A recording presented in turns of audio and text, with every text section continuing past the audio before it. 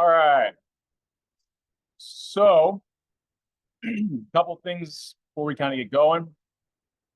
So you'll notice on Canvas up yesterday, I put up, and I mentioned I might, that third pack-back assignment. So it's got a couple different links. We're thinking about things like offshoring, kind of bringing jobs back to America, how that's going to impact costs, also impact consumers. So it's trying to take a bunch of topics that we've already kind of talked about. You can always reference old topics, but this is really kind of specifically thinking about how it's going to change firms' costs. So we'll start talking about firms' cost structures today. So have a little bit more of a kind of background into what this is going to look like. It's also mentioning things like tax credits to consumers. So we've talked about how, subsidies would impact things like tax credits. So that's essentially giving consumers money, how that might impact things in the market as well. So I can have this guide post, this third pack-back assignment. It'll be due before, actually not before, but I have it set to be the end of the day on next Tuesday. So a little bit of a quick turnaround, but you don't have a module reading this week, right? Because next Thursday is the second exam, right? So you'll have this pack-back assignment to kind of work on this week. Think about the topics we've talked about, producer consumer surplus, how things like taxes, subsidies have influenced the market. Also combining it with what we're talking about this week, which is firms' cost structures, okay? So you've got that sitting out there. I've got practice problems for this week. Whoops, not there. Here they are. Practice problems for this week. That's going to be helpful for the final quiz before the exam. So you still have that Module 9 quiz, which will be at the end of the day on Monday, right, as always, okay? So once you get that completed, right, or even before, you could also start focusing on, and you'll have practice problems here. There's some additional questions in this midterm practice that would also look like Module 9 questions, right? So I've got that second practice exam up there. You can start taking a look at that. We'll go through, I'll kind of field questions next Tuesday, just like before, that Tuesday before the exam. We'll basically just be doing review in class. That is a very important class to be at. Attendance is likely correlated with improved performance on the exam there, all right? I'll also have more information I'll put up on Canvas, but I reserved a room next week, kind of like I did last time for office hours next Wednesday. So I'll have an additional room where I can accommodate a lot more than just 3 people in my office at a time that day right before the exam. If you have some last minute questions, you just want to attend, kind of see problems work through, we'll kind of do the same thing that I did in the last exam, okay? I'll also post an announcement. There might be one less CL session. I have one of the leaders can't make it this week. I'm seeing if anybody wants to pick up their time slots. So I'll have more information, post an announcement about that, likely at some point tomorrow as well. And I'll mention it again on Thursday. Okay. Any other questions for me before we jump into material here today? Okay. So I've got one more module, more chapter to kind of get through. We'll then have chapters 5 and 6. We kind of combine into one. 7, 8, 9, so 4 essentially different weeks that will be on this next exam, okay? It's not cumulative. I'm not going to go back and ask you the types of questions I would for module 3 or 4, but we are building on things. We'll see today, we'll kind of reference some old things that we've talked about. So, oops, if I can get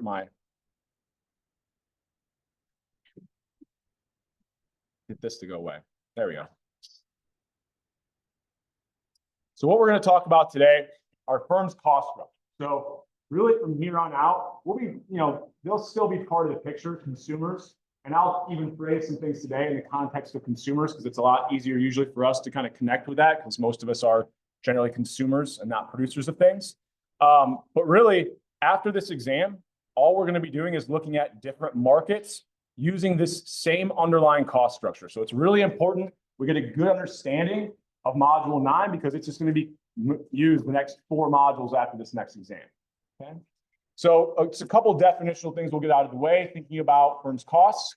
The first will be the difference between what we call explicit and implicit costs. So explicit costs, you can think about, this is just anything, this is not the most technical way of saying it, but anything that you hand money over for, right? So if I'm paying my workers, if I'm buying raw materials, if I have to rent a building or even build kind of a space to kind of my production process, these are all things that I'm going to have to hand money over to somebody in order to get. Implicit costs, we kind of had another word that we've actually used for this, but it's anything that I'm foregoing by using my resources on other things. So anytime I'm paying labor, I'm paying for raw materials. What am I not doing with that money? I'm not investing it, right? I could be using it to produce another good, right? So our implicit costs are whatever we are foregoing by choosing to produce whatever we are choosing to produce, right? So you kind of think about it as like, I don't know where their production process is, but Temu, right? How do they pick and choose the goods that they produce? They've got these huge production facilities. It's likely kind of based off whatever they can generate the most profit on. But there are going to be some things they're not producing. Those would be their implicit costs. They're not handing money over for it, but they're foregoing producing that specific product. Or we're foregoing using the money that we took to build things. We could have been investing it. We could have been making money, investing it somewhere else. Okay? So what's another word we've used for these implicit costs? Opportunity costs. Same idea. Really the same exact idea there. Our opportunity costs are just a form of implicit costs. Generally, we talk about opportunity costs in terms of decision-making, like individual consumers. Here, implicit costs, usually see that terminology when we're talking about producers, right? So nothing too crazy there. So it can be like, as a worker, the wages I'm foregoing by doing something else. It can be, what is the rate of return I could have been earning on this money that I'm using to produce, widgets or whatever the good is, right? I could have been investing in the stock market, making a certain amount of return there. So those are all implicit costs. So the total cost will just be the sum of the two. Now, we talk about firm decision-making. We're making optimal decisions if we're factoring in all costs. So both implicit and explicit costs. So to kind of run through some examples here, I could write these out, but I think I kind of pulled some from online. These are old. Well, I'll make up my own. Right? So let's say you're thinking about your decision to kind of come here to IU. So I should have looked this up before class. I don't know exactly what average tuition is here. Obviously, it depends on kind of in versus out of state. But maybe we don't choose IU. Maybe we just choose some kind of major university. And let's say annual tuition cost, just to kind of have a nice, easy number. Let's say it's something like 30K, right? Like I said, a little bit hard. I should probably look these numbers up. I know they just continue to go higher and higher, right? So I'm going to have to hand money over in order to go to school each additional year, $30,000. Maybe I think about something like room and board. So I'm renting some cheap apartment, maybe off campus. I don't know, maybe I got a pretty good deal. Let me think. So if I was like paying I don't know what rental rates are here. I can remember what they were when I was paying rental rates not that long ago. So it was like 1,200. So we could, let's say, I don't know, just to kind of put a low number to it to make it easy. Let's say it was around 20,000. Right? So kind of yearly kind of room and board where I can kind of get my rental rate at. Maybe I'm sharing with multiple people, right? So I can drive that down a bit. You then think about, you have things like books, right? PCs, whatever you need to kind of do all of your work. So maybe this is something like, I don't know, 5,000 a year, right? Now we could build in a bunch of other categories, right? I'm just kind of thinking about some main ones. So we could think about here, these are all things that I'm handing money over for. So if I'm thinking about my explicit costs, looks like here I've got a total of $55,000, right, annually. Well, let's say somebody tells me, okay, over the next 20 years, if you obtain this college degree, the additional amount of income you could earn over those 20 years is something like, I think we want this to make sense. So let's say $300,000, right? Maybe I'm kind of putting a low estimate on this, but let's say like that's kind of my return, right? That's what I can expect to benefit from having this college degree after I leave is an additional $300,000 over the next 20 years. Well, how much did I have to spend? Well, if it's a 4-year degree, it'd be what? This times 4, right? So I'm at what? $220,000 for my explicit costs. Did it make sense to pay those costs? Well, my costs are less than my benefits. So yeah, it would look like the college degree was an optimal decision, right? I earned an additional $300,000. I only had to pay $220,000 for it. I'm $80,000 better off. But what could I have been doing if instead of attending classes and trying to get as good grades as I possibly could, which all of you should be doing, right? What could I have been doing? Working a full-time job.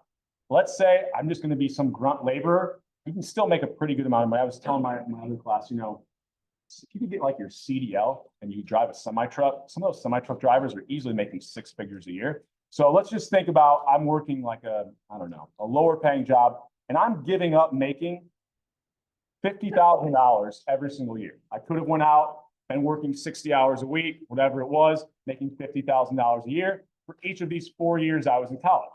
Well, what are my total implicit costs? Every year I could have been making 50,000. How much is I foregoing over those 4 years? I was really giving up $200,000.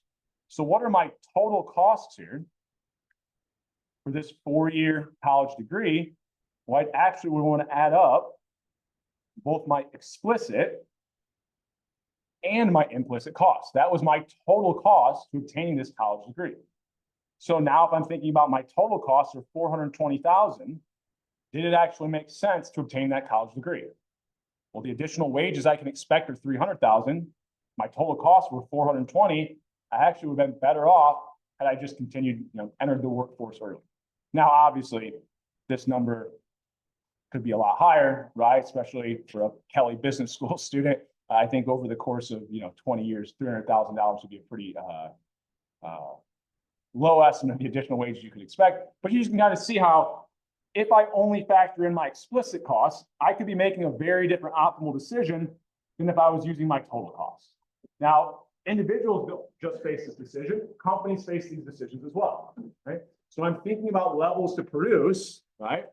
I want to make sure that when I'm making my optimal decision, I'm factoring in not only my explicit costs, but also my implicit costs. Okay, and we'll walk through some other examples of this as well. Right? So, but this is just kind of the general like college attendance example. I pulled these. I don't know. I think I looked this up from Indiana specifically. And this I think was like in-state tuition. And this is these numbers are a little bit old, but you could factor in all the different costs, explicit, how much money the average kind of construction worker in Indiana makes. When I looked this up, I forget the past year, the data they had, it was probably 2020 is my guess. Usually you can kind of get these numbers every 10 years or so. And so there I would want to not just use my explicit costs, I'd want to use my implicit costs as well. Kind of thinking about what are the total costs every single year from attendance in college. Well, it's not how much money I'm just handing over, it's what I'm foregoing as well.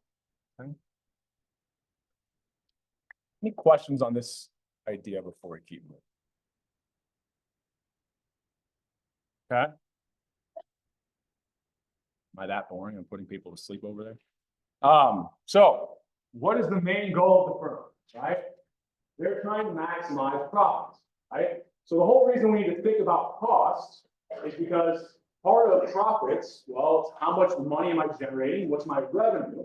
But also what are my costs? I can generate a lot of additional revenue, but if my costs are really high, who cares? Right? If my costs are really, really high, who cares? So you'll kind of notice, and we won't use it as much in this module, but kind of moving forward, right? We'll start to represent profits with this Greek letter pi. Why? Where did this come from? I don't know. Right? Some way back, some economists back in the early, probably 1900s decided this is what's going to represent profits, and so that's what we use. Okay. So we're going to make a differentiation between two different types of profits, both accounting profits and economic profits. Okay? So accounting profits are going to line up with our explicit costs.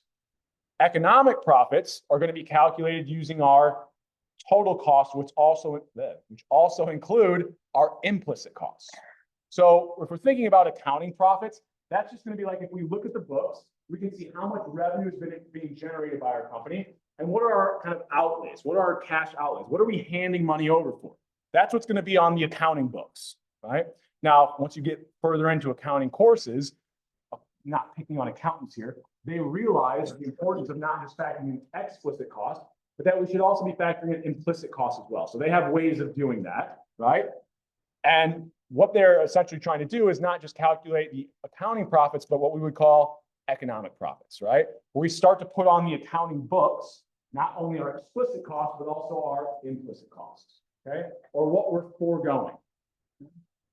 So what's going to be true about my economic profits relative to my accounting profits?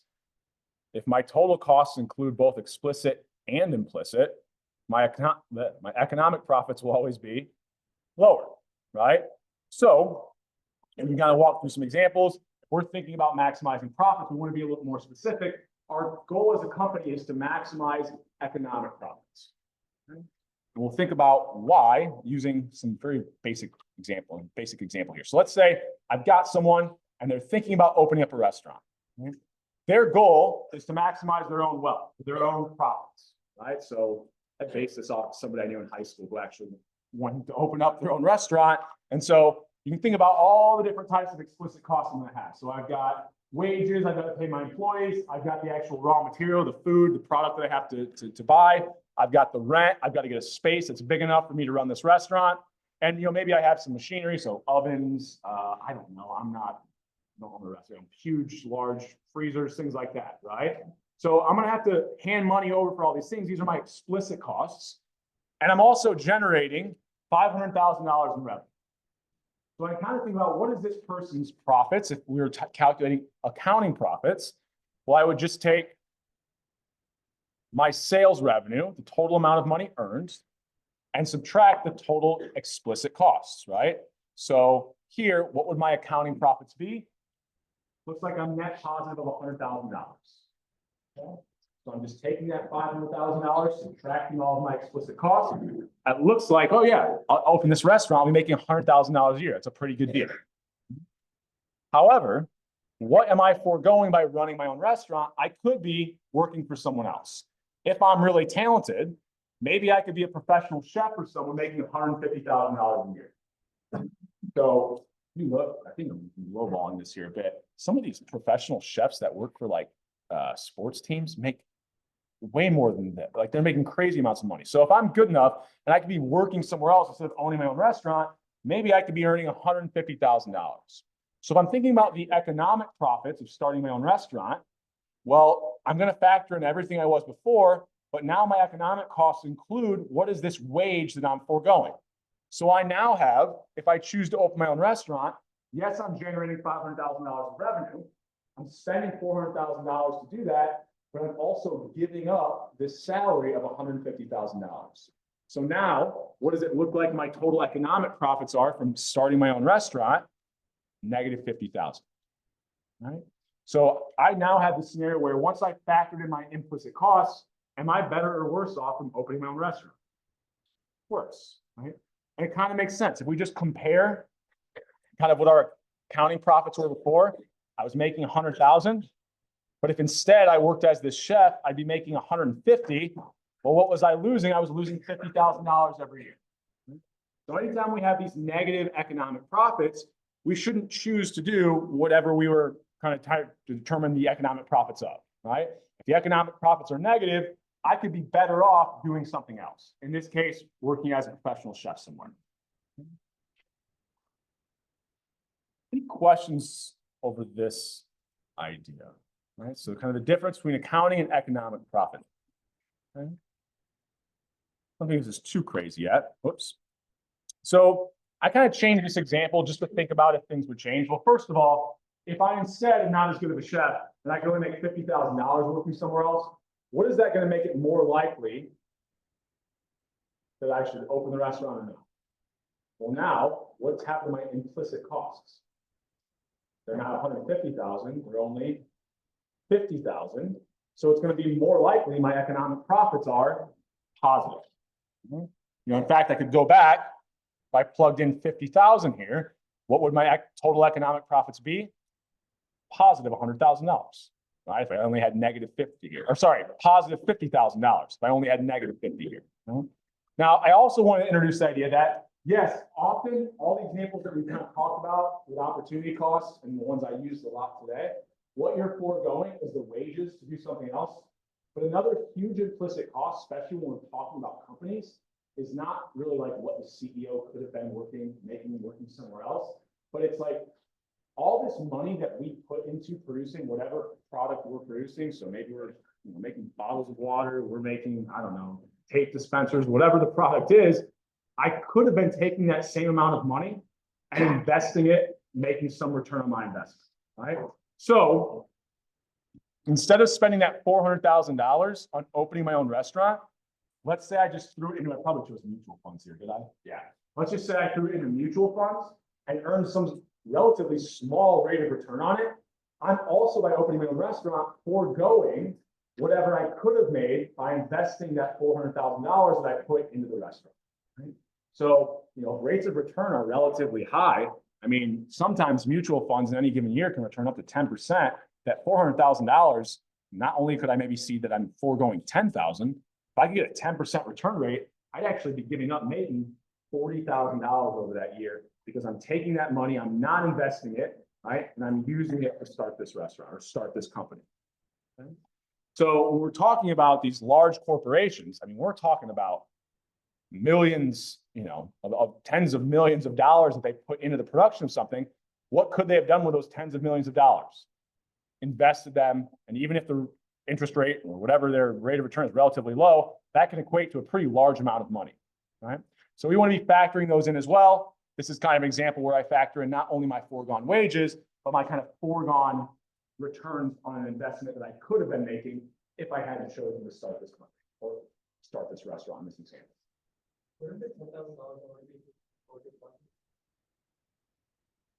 So that $400,000 is money that I'm paying to my workers, I'm buying machinery.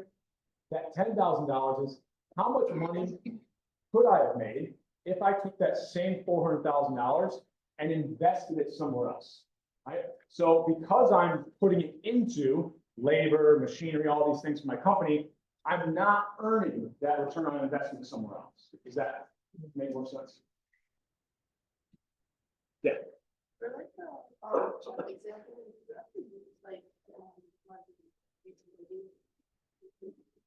Well, we could complicate this. Right now, we're just thinking about the goal here is for the individual that wanted to maximize their own wealth, right? So we're trying to maximize economic profits.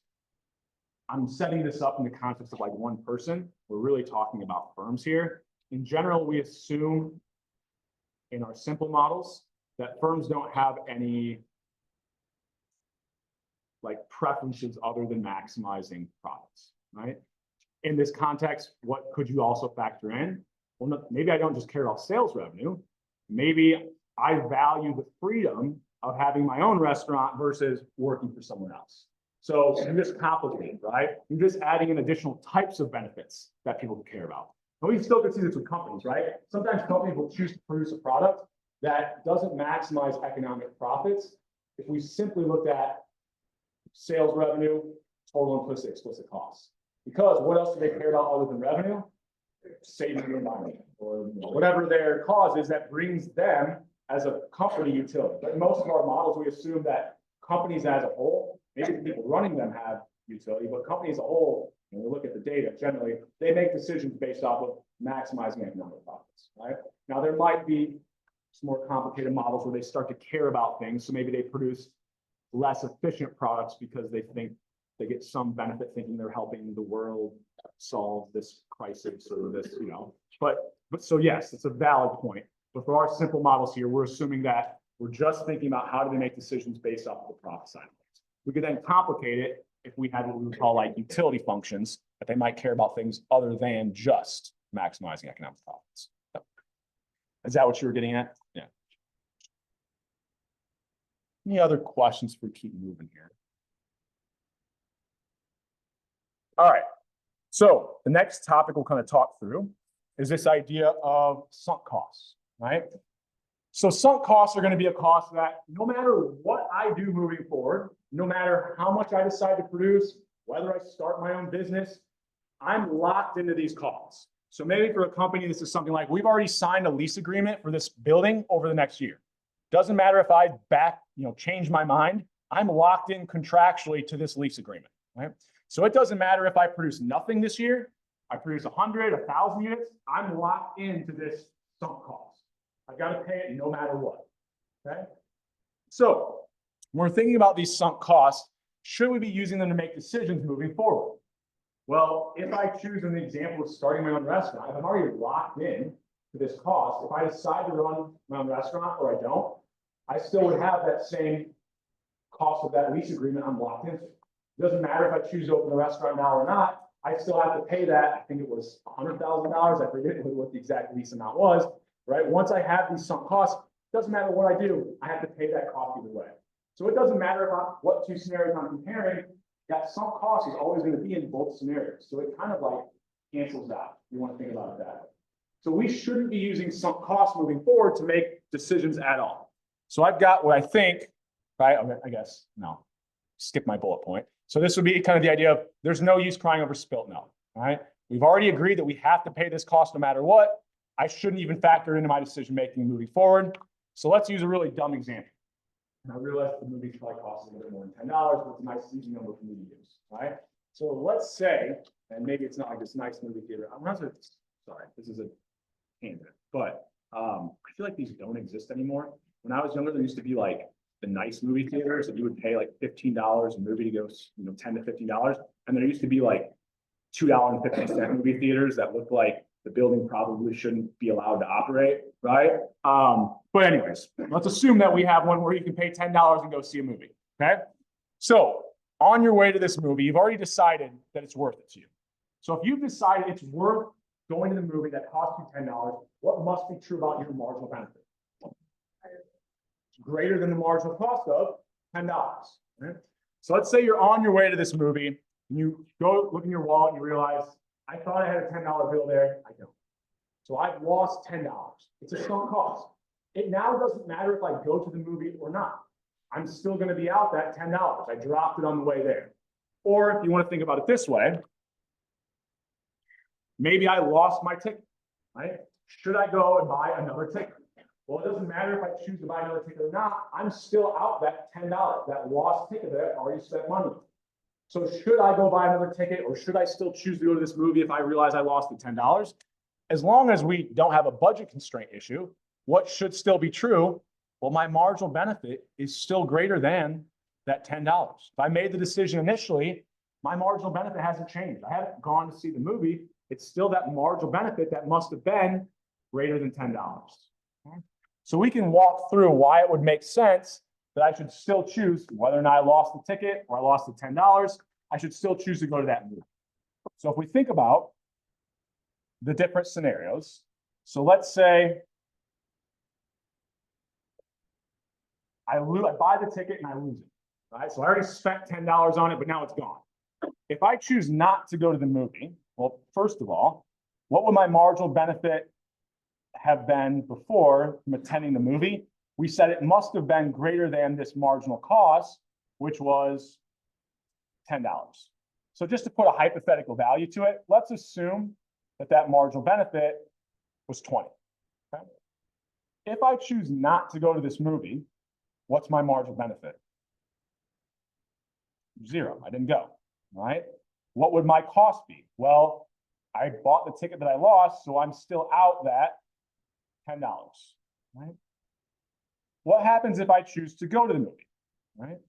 Well, I'm still out that $10 ticket that I lost, right? But if I choose to go, what's the marginal benefit I get?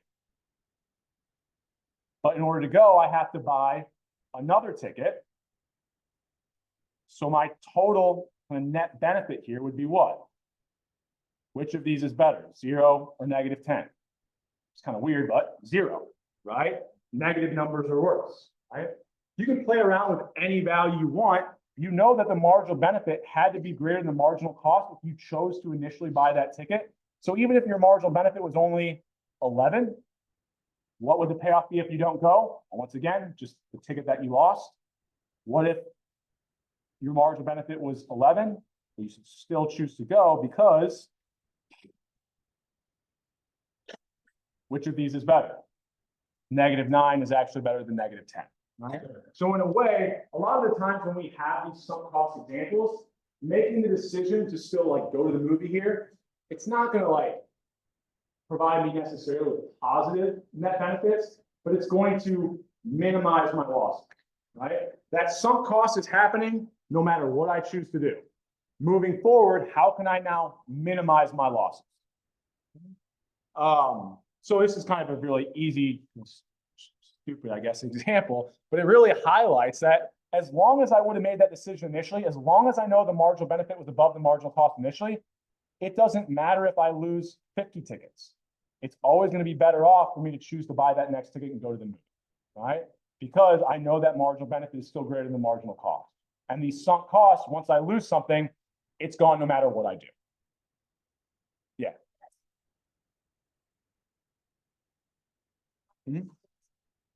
So I'm kind of showing you that it doesn't matter even if you factor them in, you would still make the same decision. So in practice, you think about if I choose not to go, this would be 0. If I choose to go, it would be 10.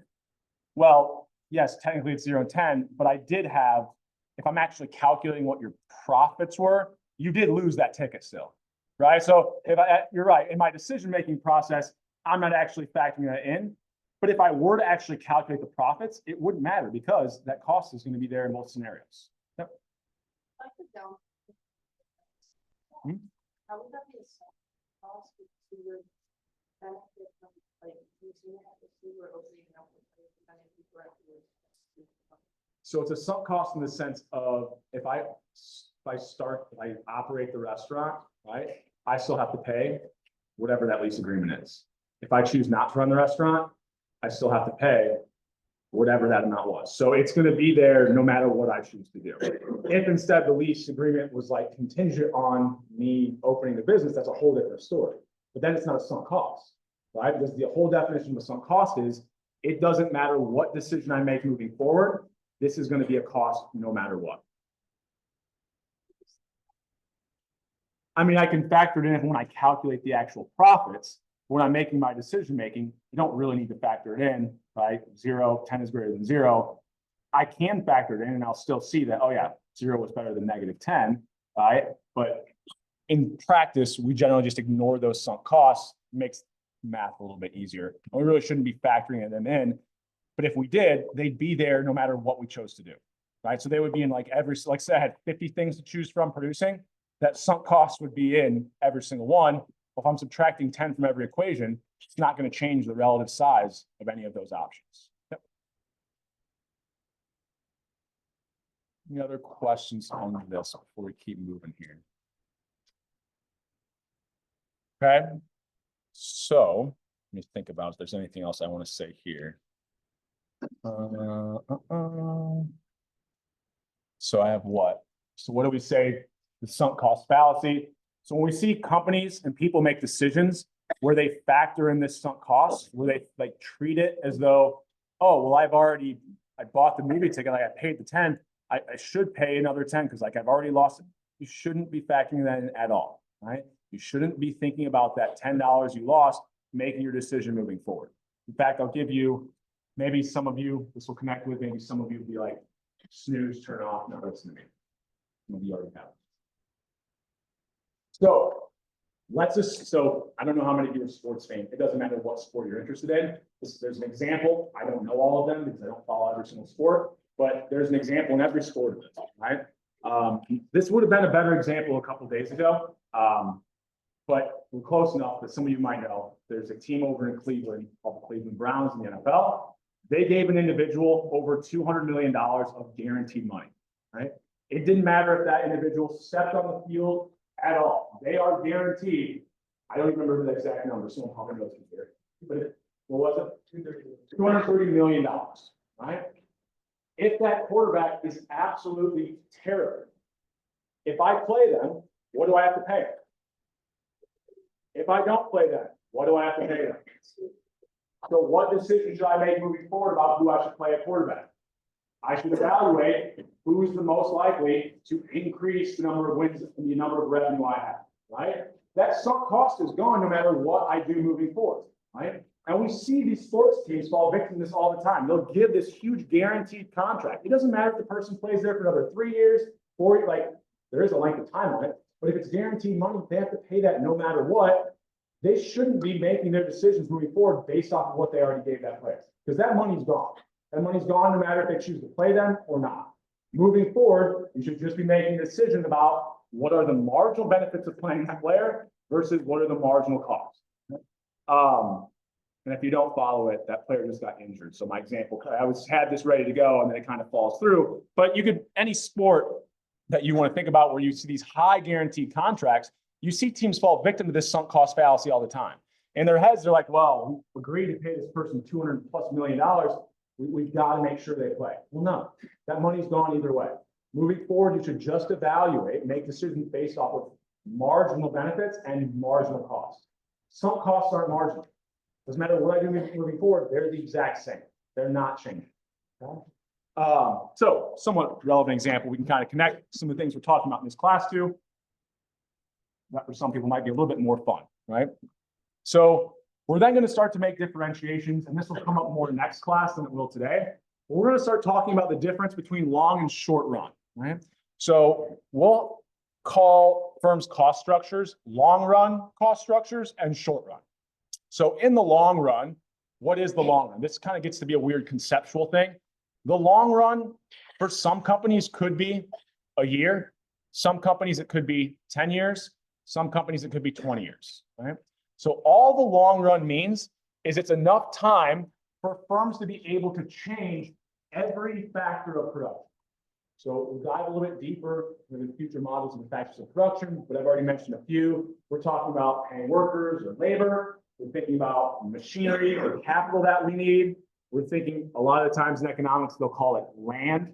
Really, that's what we probably more commonly would refer to as like the building space that we're using, right? Or the land where our production facility is. Anytime we can change any of those things, we're in the long run, right? In the short run, some things are going to be fixed. A lot of the times, this is going to be specifically the example we'll use is labor. So if you think about like, oh, I don't know, there used to be a big Subaru plant over near west of Indianapolis.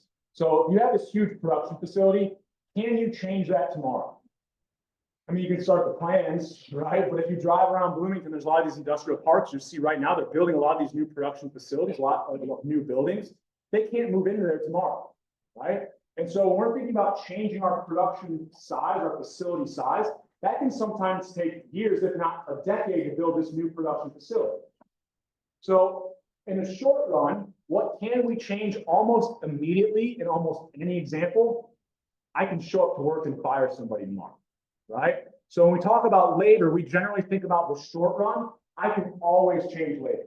Now, it's a little bit weird when we're talking about, if you do have contracts for, over the next year and the person is paid, if they show up throughout the year, then we have some labor that would be a little bit more long run, right? We can't get rid of that worker until after their contract is up. But in general, right, there is going to be at least a portion of our labor force that we can hire and fire people in those positions, not even within a day, within the hour, right?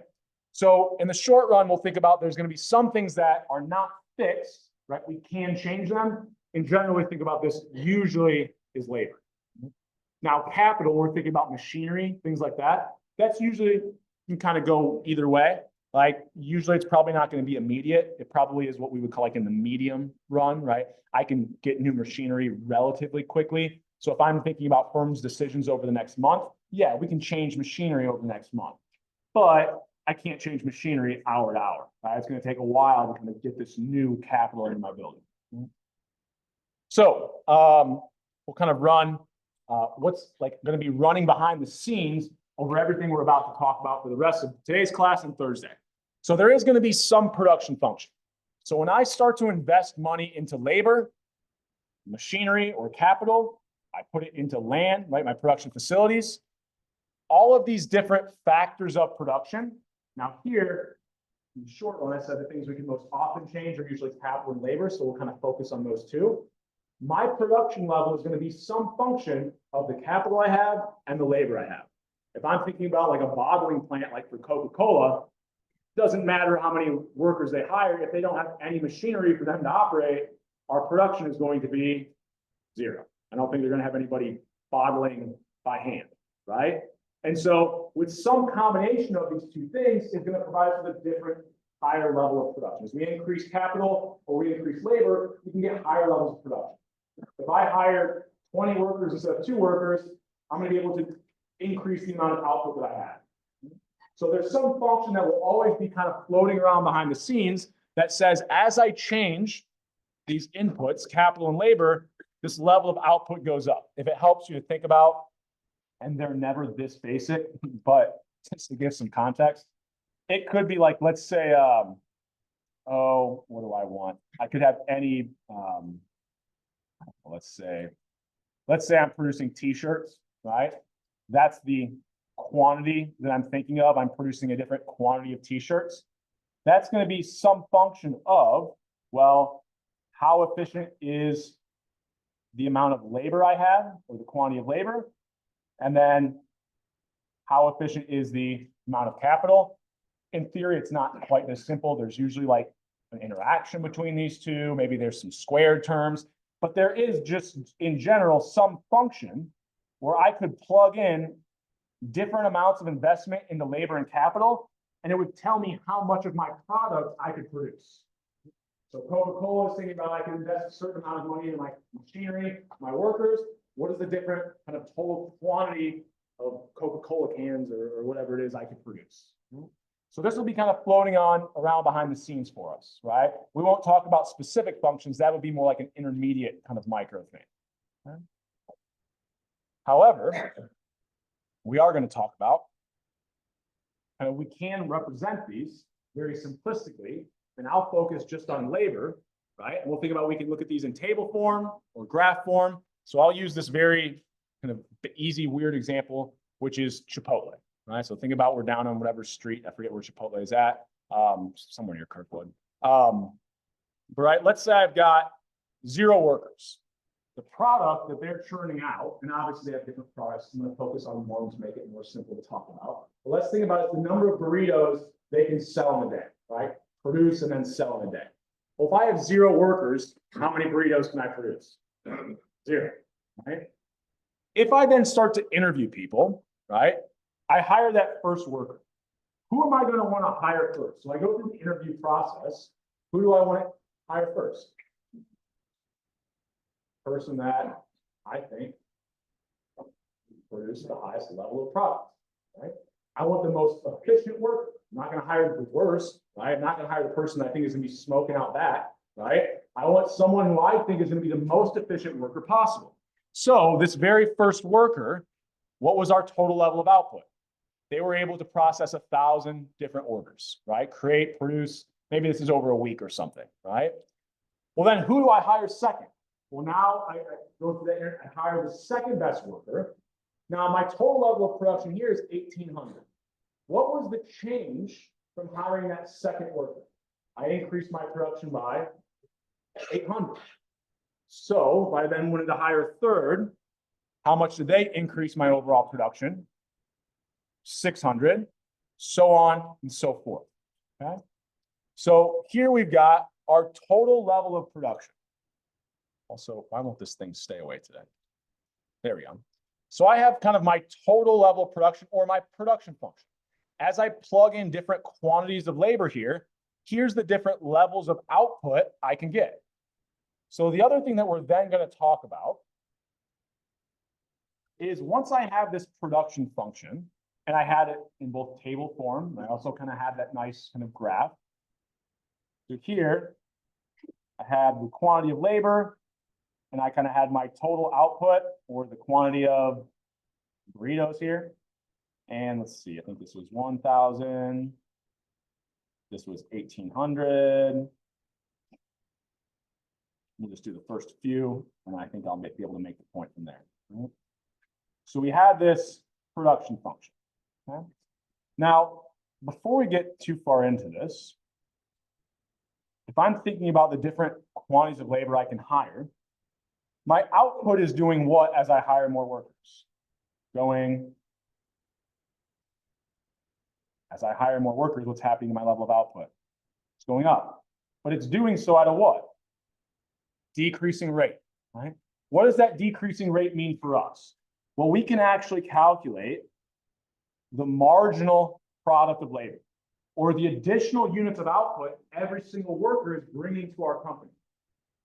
Here, how would I do that? Well, for that very first worker, what would the marginal product of labor? So this word marginal, we've done this with costs, benefits.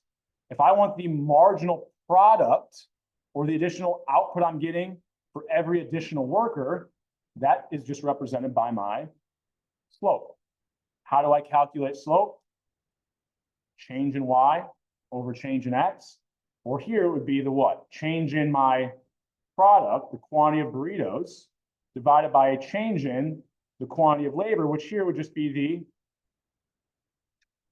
the number of workers, right? So what was the marginal productivity of labor for that first worker? Output was going from 0 to 1,000. What was my change in the number of workers? Kept it kind of nice and easy, just 1. So my marginal productivity of labor for that first worker was 1,000. What did we say? The second worker, my output went from 1,000 to 1,800. So what would the marginal product for that second worker be? How much were they increasing my total output? 800. Right? And then we said for the third, how much were they increasing my total output?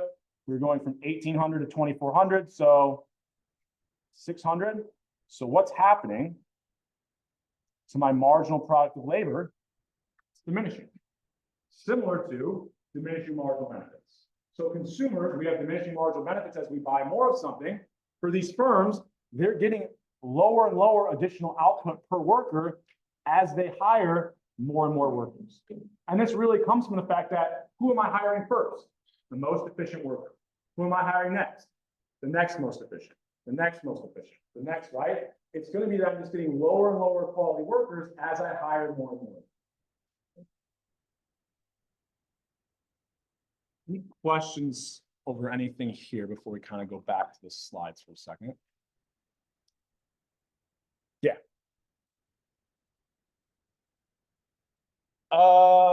You can think of it as the per worker production function, right?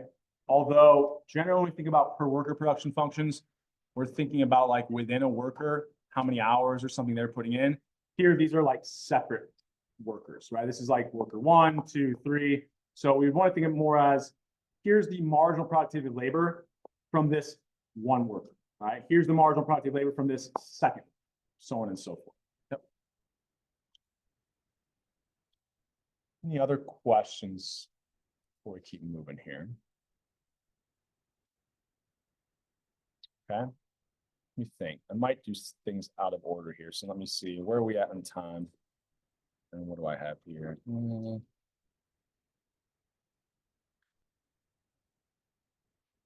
Yeah, I'll go to the slides here. We'll revisit this in just a second. So what was I doing when calculating that marginal productivity of labor? I was taking what was on our X and Y axis.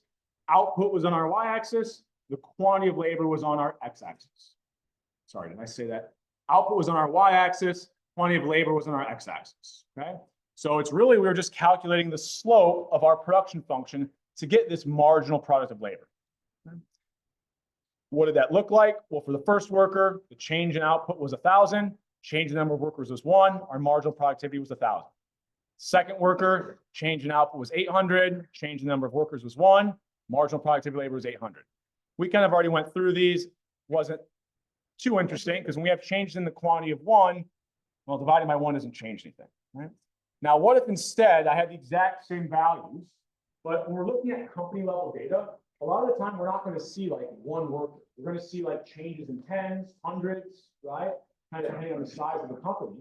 And so maybe the data that we have available to us, maybe it was only in jumps of 10. So what was the marginal productivity of labor for each additional worker going from 0 to 10? Well, going from 0 to 10 workers, what was the change in output I was getting? 1,000. What was the change in the number of workers?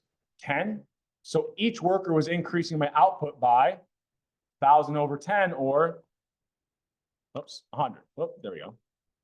Well, then what about the second one? It's the same process. It's still the change in output divided by the change in quantity of labor here. It's just now my changes in the quantity of labor are jumps of 10.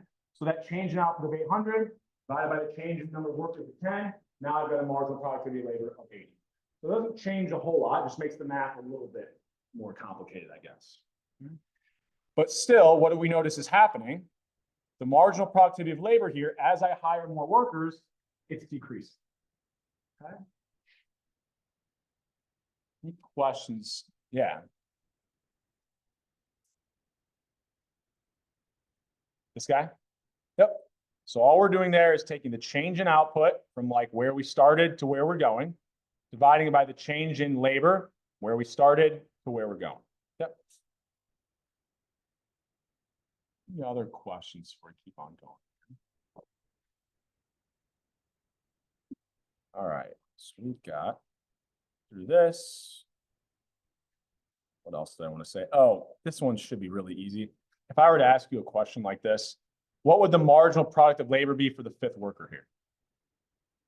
Well, what's the change in output? In order to get to the fifth worker, where was I at right before? I had to be hiring 4, right? So to go from that 4th to that 5th worker, what was my change in output?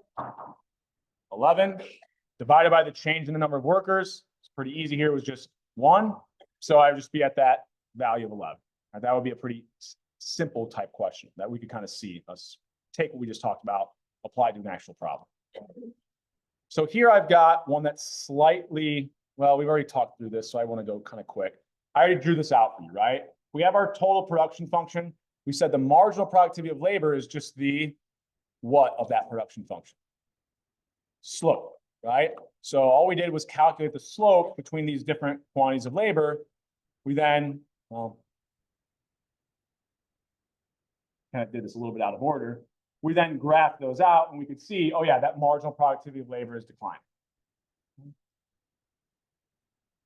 All right, so I think what I have here, yeah, I'm going to jump the gun because I think I can explain this. I'm sure my slides are fine, but I like to talk about this. So let's say I'm thinking about the quantity of labor here, okay? And I'm just wanting to think about that marginal product of labor. Okay? So if I use my Chipotle example, it's going to be when we look at actual data, it's not that the marginal productivity of labor is always increasing. There's actually going to be some times where we hire more workers and we can actually see an increase in that marginal product. So think about if we hired that first worker, and I don't know, just to put some values to it. I think this will line up with the slides. Maybe the first worker added 800 units. However, in my Chipotle example, right, if I have one worker, they start out, they kind of ask you what meat you want, they give you rice to meat, they give you all the toppings, they wrap it up, they then check you out at the register. Then I got to run all the way back over here to kind of get the next person's order. I ask them what they want, toppings, I run the register, and I go all the way back. If I hire a second worker, what am I likely to have that second worker do? Specialize, or probably one of them just stay at the register, right? The other one kind of does the production, hands it over, the other person rings them up, right? The first worker doesn't have to kind of go back and forth quite as much. There is as much delay time when they can start that next order. So from hiring that second worker, what did I actually do to the first worker's productivity? Increased it, right? So even though I hired second most efficient worker second, right? They weren't the best worker, otherwise I would have hired them first. Having that second worker, because I can give them specialization of tasks, we could actually see that the marginal productivity of labor of that second worker is actually a little bit higher. Now, if they were working on their own, they wouldn't be as efficient as that first worker. But because we now have 2 workers and they can specialize, we can initially see that as I'm hiring more workers, initially, I might have this increasing marginal productivity of labor. The only way I can get that is if I have an environment where there's gains from specialization to be had, right? So you can imagine in my Chipotle example, once I hire a third, well, that might still see my marginal productivity increase because now one person does just the rice, the meat, the next person does the toppings, wraps it up, the next person just does the register. I can get a much more like streamlined, effective process. It doesn't have to just be a dumb Chipotle example. You can think about if I'm like a financial institution, generally when you talk to someone, they don't do everything, right? They'll have like a special area. One person might be, primarily doing whole-term life insurance.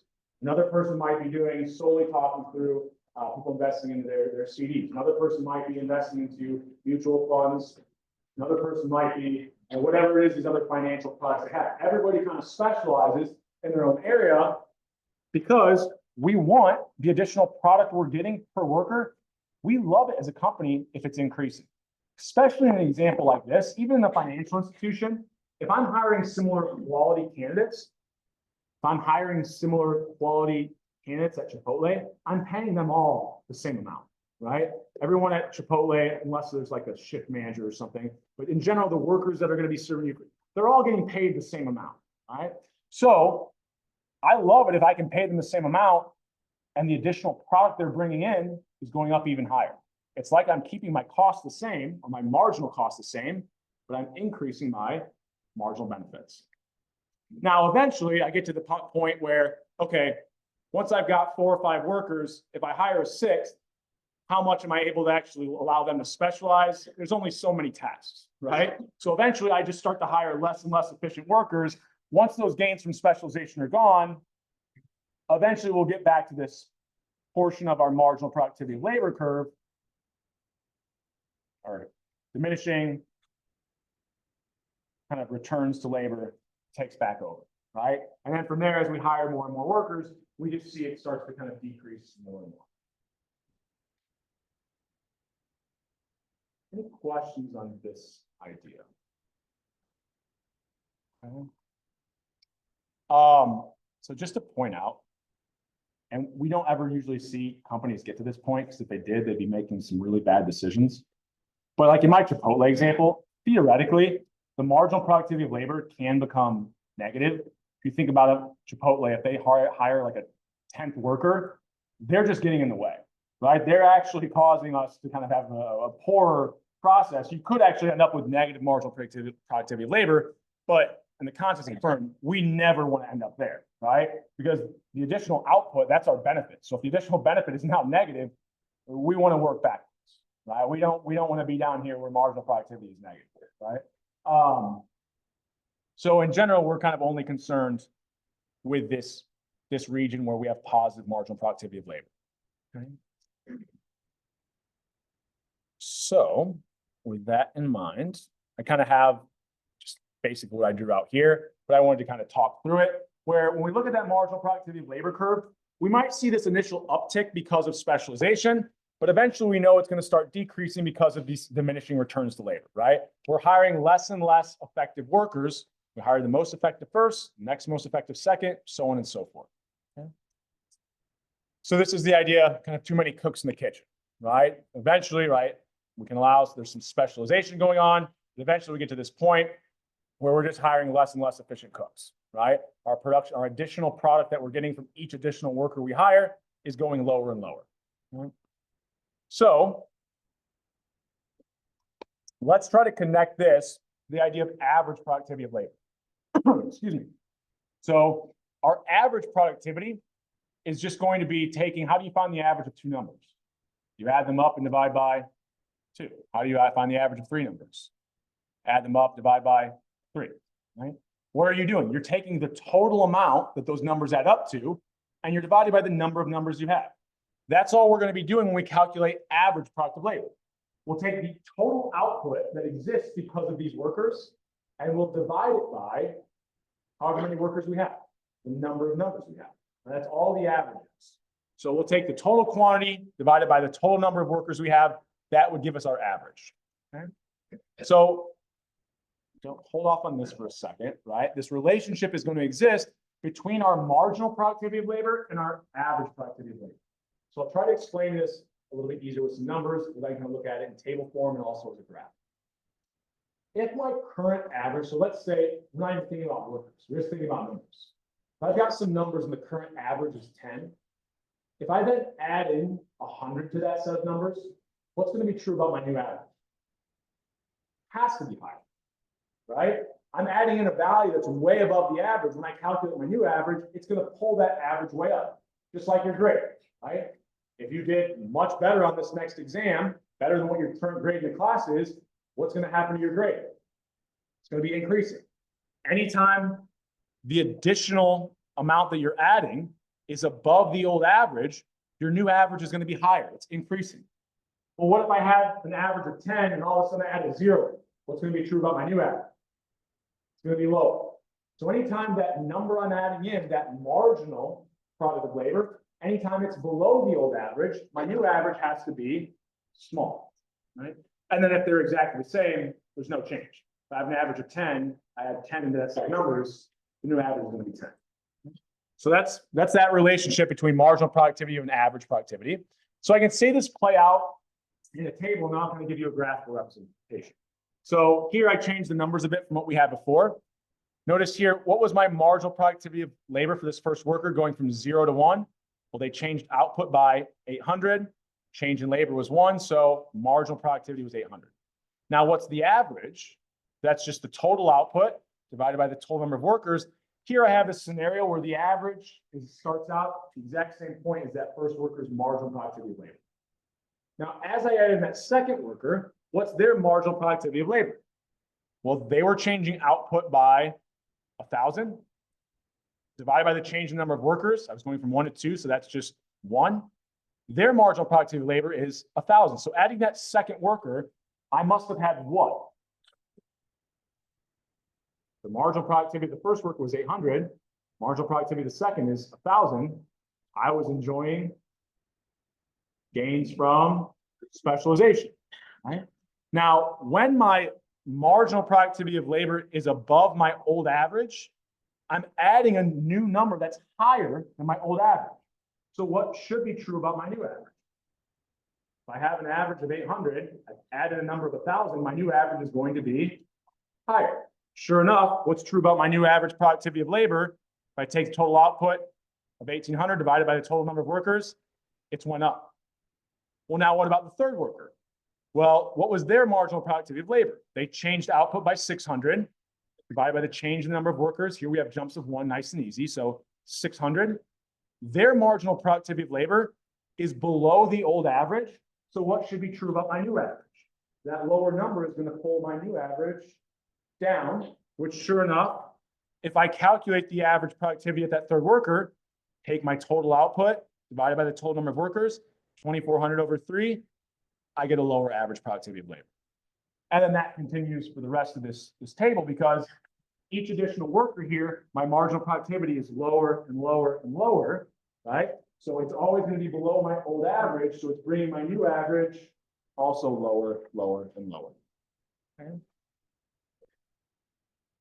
So we can see this play out with the numbers, just like a more continuous version of this and what this is going to look like.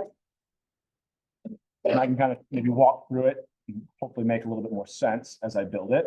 So if I've got my quantity of labor, and here I'm going to put average and marginal productivity of labor on the same graph. Okay. So we said initially, my marginal productivity of labor could be increasing because of specialization, but eventually it's going to start decreasing because I'm hiring less and less efficient workers. And at some point, there's no more specialization I can have my workers do. What's going to be true is, as long as, let's see if I can draw this pretty accurately.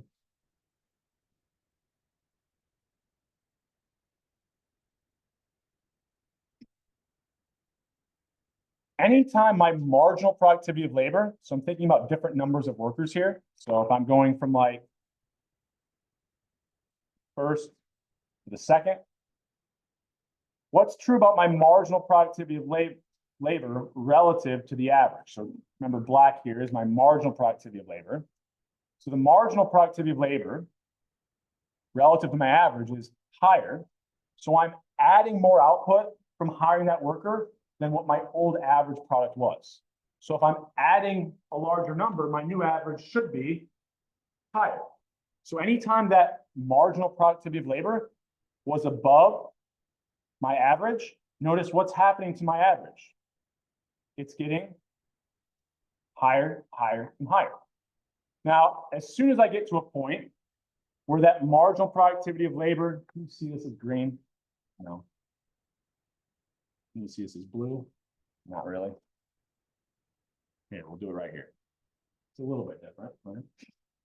So anytime my marginal productivity of labor falls below the average, well, now I'm adding in a number that's below the old average. What's going to have to be true about my new average? It's going to be lower. So notice, anytime my marginal productivity of labor is below my average productivity of labor, what's happening to my average, or sorry, what's happening to my marginal productivity of labor and my average productivity of labor here, they have to be decreased. So anytime marginal productivity of labor is less than my average productivity of labor is decreasing. Anytime I have a scenario where that marginal productivity of labor is above the average, well, what's happening to my average productivity of labor? It's increasing. And I probably should have been careful with my arrows here. I was just trying to point to this scenario. Right? So anytime the marginal product is above the average, my new average is increasing. Anytime my marginal is below the average, my new average is going to be decreasing. And this is really just a byproduct of the way that math works, right? When we're calculating averages. Adding in a higher number, it's going to pull that new average up. Okay. Any questions on that before we keep moving forward here? Okay. So we'll kind of keep this in mind. And I've got kind of a one I didn't work through, but this is the general idea, right? Now what we'll start talking about next class is taking this idea of the average product and kind of translate that into cost. So you can kind of think about in my example, is I'm hiring more and more workers. If each worker costs me the same amount of money, so I'm hiring Chipotle workers, and every worker costs me the same amount of money. If the marginal productivity, the amount of additional output I'm getting from the worker is going down, but I'm paying them the exact same hourly wage rate, what's happening to my cost to get the same additional 1 unit? Being higher, right? Because now these workers are less effective. So in order to get the same increase in output I was before with like my first worker, maybe now I've got to hire 2 or 3. Right? Maybe that first worker was so much more effective, they could produce, paying just 1 worker, I could get 1,000 initial units. But maybe now with those 1,000 initial units, I've got to pay the next 3 workers. Right? And so now to get that same 1,000 units, I wasn't just paying 1 hourly wage rate, I was paying that hourly wage rate times 3. So each unit was costing me 3 times as much. So basically our average and marginal product, it's going to be inversely related to our costs. When average productivity, marginal productivities are lower, our average and marginal costs will be higher and vice versa. We'll kind of make this connection next class. I've got a couple questions here, so I'll stop this recording.